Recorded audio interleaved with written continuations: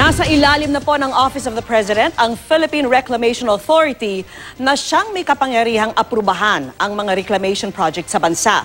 At kabilang na riyan ang mga reclamation project sa nililinis ngayong Manila Bay. Nakatutok si Maki Pulido. Naging inspirasyon na ng mga kanta, tula at artwork ang sikat na Manila Bay sunset na natatanaw mula Baywalk sa Roxas Boulevard.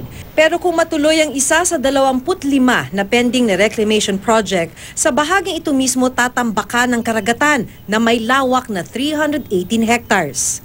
Magiging malaking isla ito sa Manila Bay na matatawid sa pamamagitan ng tulay.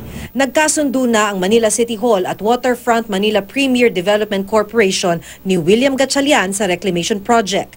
May environmental compliance certificate na rin ito mula sa DENR.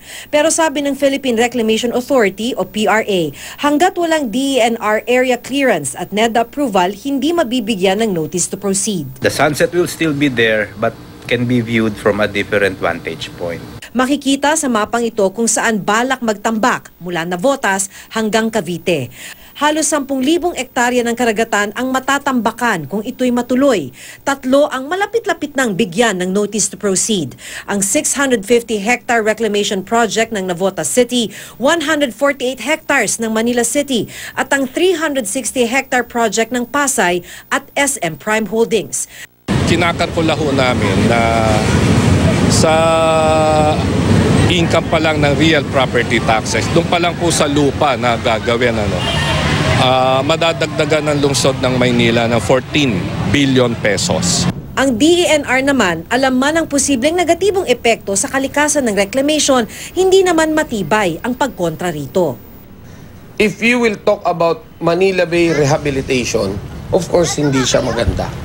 But if we will talk about the economic side of it, definitely the economic minds of this administration are trying to consider that. Maniniwala pa ako na makakapollute yan kung halimbawa foreign or external material yung dinala mo sa mong pinantambak sa dagat.